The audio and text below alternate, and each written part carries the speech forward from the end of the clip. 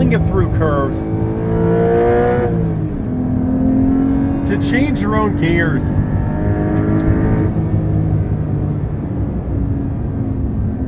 Magnificence. Hey crew, I've got the key to that 23 Porsche 911T. We are going to take it for a quick drive, but first, let's check out how it looks on the inside and outside. Up front, the touring trim looks just like the standard 992. We have projector LED headlights within black housings, LED DRLs down low amidst this matte black functional cooling. This one is painted in a paint to sample powder blue that I think looks fantastic. It is $11,000 though, just keep that in mind. From the side, now we're getting to some distinctions. The T has these dark gray painted 20-inch front, 21-inch rear wheels, wrapped in Pirelli P0 tires, 245 section front, 305 at the rear. Within those wheels are 4-piston brakes, front and rear. There's this cool retro style 911 Carrera T graphic down low. Gray painted mirror caps, black window trim, and flush door handles.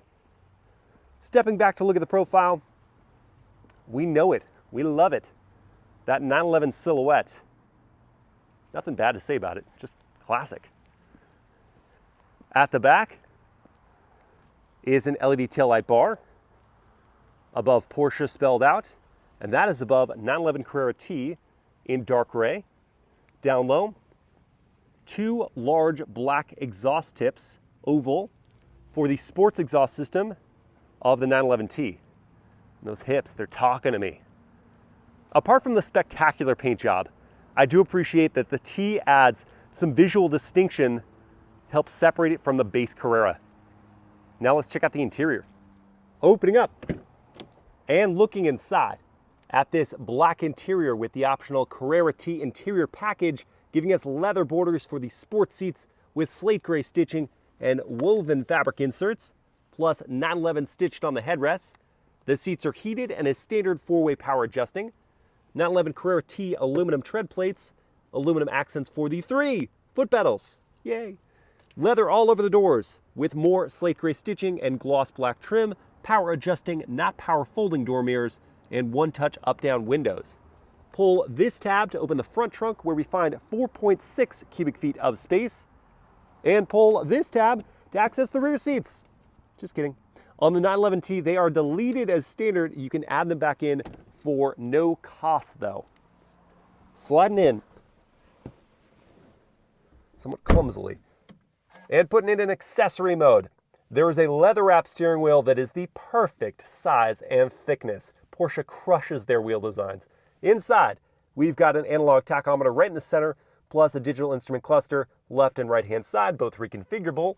Stitched leather up on the dashboard, Sport Chrono lap timer as standard, 10-inch touchscreen infotainment system that's easy to use and responsive and has wireless Apple CarPlay and Android Auto. Below the screen are knurled tabs to control things like traction control or sports exhaust, physical climate control settings, physical volume knob, and tuner. Some gloss black trim that I don't love because it smudges and scratches, you know the drill. Leather wrapping for your 7-speed manual gear selector, 1 cup holder here, hidden one on the passenger side, leather wrapping for the console. Inside, we've got 2 USB-C ports and like no storage. Visibility is great, and headroom is even better. So much of it for me at 6 feet tall, I could put on a helmet if I wanted to and take it to the track. Overall, the cabin has just enough luxury with great build quality and sporty touches that get you excited to take the 911T for a drive. Let's do that.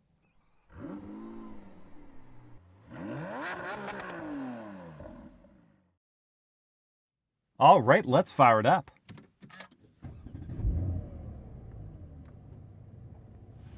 A little extra thrum on startup from that sports exhaust system. No chimes, interesting. Drive mode selection is here on the wheel. With the Sport Chrono, we'll begin in normal. Reverse all the way over to the left and up. Now that would usually bring up a backup camera, but right now we just have parking sensors. This is a Euro spec pre-production car, so I'm thinking some things have not been fully sorted out. So we're going to look with our eyes.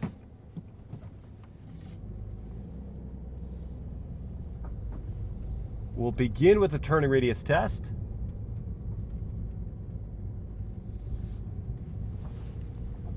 Let's crank it.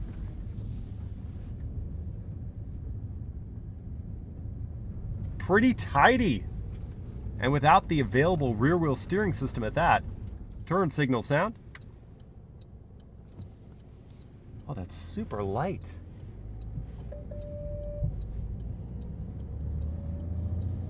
I like it. World famous horn test. No one around. Whoa. That was so much louder than I expected. Powertrain. In the Carrera T, it's the same motor we find in the base 911, meaning a twin-turbocharged 3-liter flat 6. It makes 379 horsepower and 331 pound-feet of torque. It is routed through your choice. Ooh, new Z. Look at that. Your choice. Let's go catch him.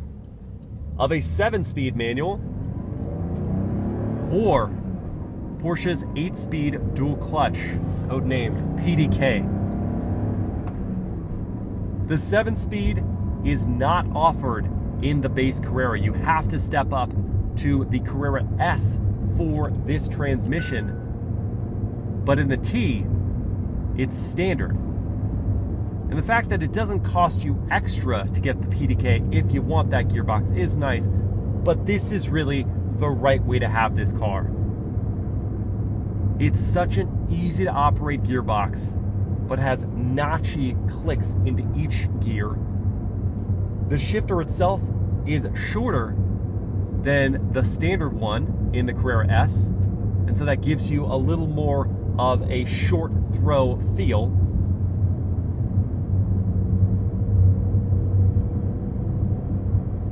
Right now in normal mode, putting around, easy to do. In 5th gear, below 3,000 RPM, I still have enough torque available down low to mosey up to speed. I like that color.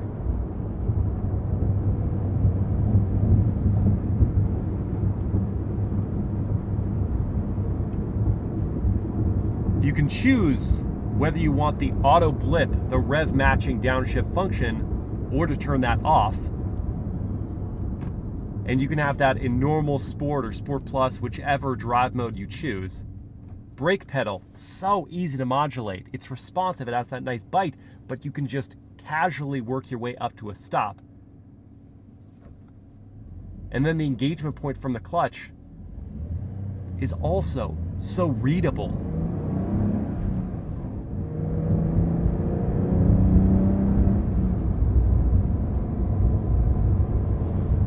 This car is just downright easy to drive.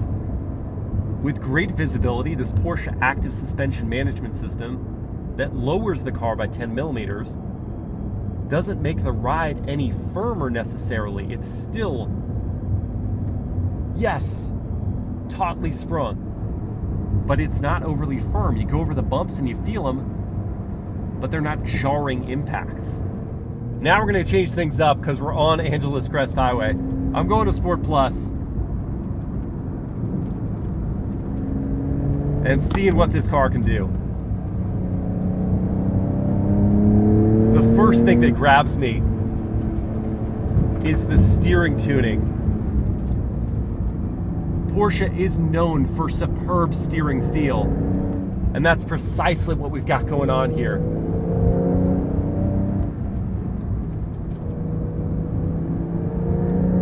Loads of feedback from this electric power steering.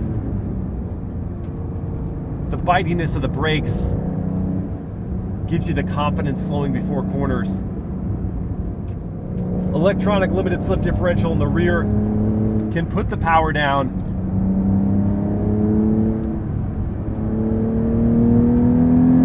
And the light weight of this car, 100 pounds less than the base Carrera when factoring in that the base Carrera is only PDK equipped. Thanks to things like the deletion of the rear seats, a reduction in cabin insulation, it's super playful and yet incredibly composed.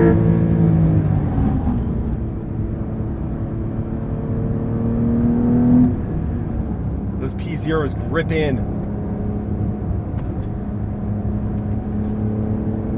The chassis is balanced.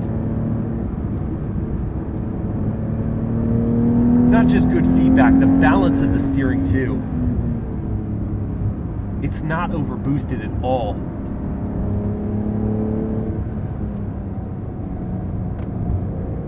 This car is a canyon carver through and through.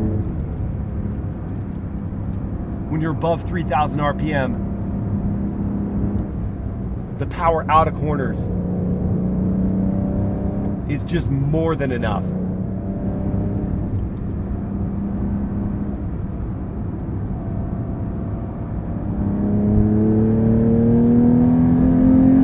That sports exhaust and the reduced insulation, we're hearing more of that flat six.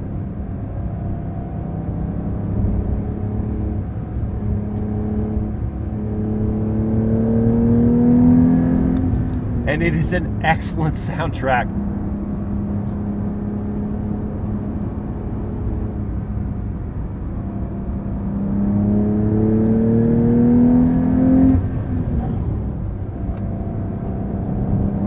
What a brilliant car.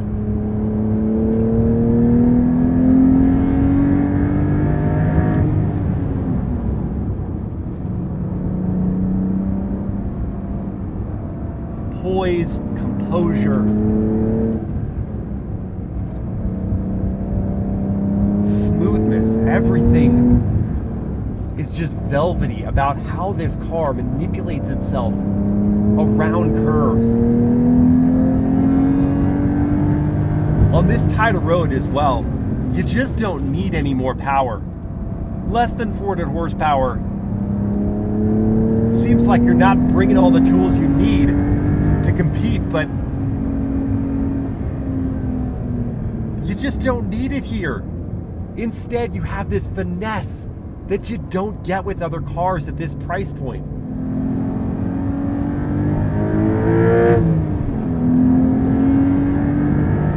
I'm downshifting here just to hear a little more of that sound. You just don't need to, though, because the great spread of power and torque.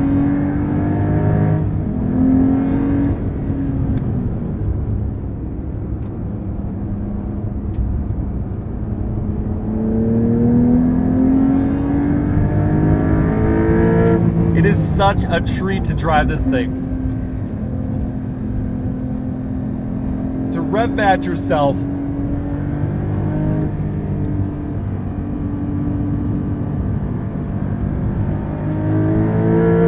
sling it through curves, to change your own gears,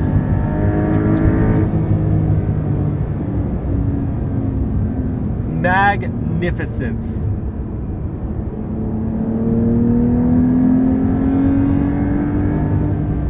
In addition to the mechanical limited slip differential, you also have torque vectoring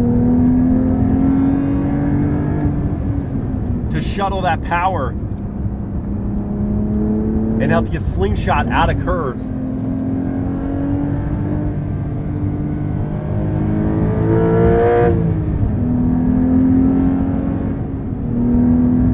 If you're not new to this channel, then you know I drive a lot of great cars. Truly, truly great cars. But I always come back to the 911 as a benchmark, as a way to set expectations for things. And I'm never disappointed. It doesn't matter the variant. GT3 is really high on my list. GTS, not far beneath it. But the T might be the value play of a lifetime. It costs about $10,000 more than the base Carrera.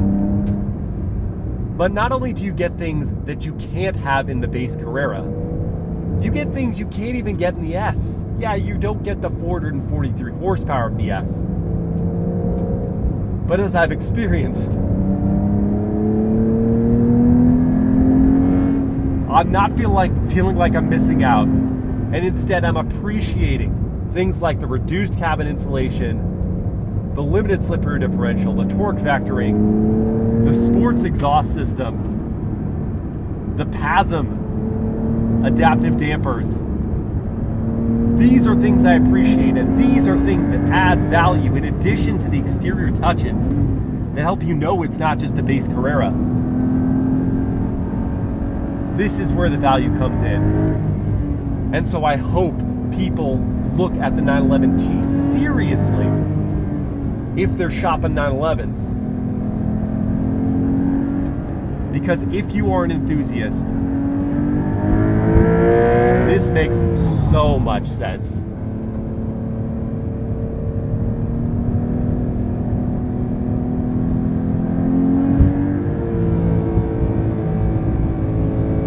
Because this is just a first drive, we're not doing things like launch control, and I'm not going to dive deep into the competitive set. I'll save that for a full-on drive review. Just know that at $118,000 to start for the T, this one is like $136, but again, that paint to sample color is a big portion of that. At $118 grand, this vehicle is in some heady competition. Things like the Jaguar F-Type rear drive, the new Corvette Z06 even. But it thoroughly holds its own.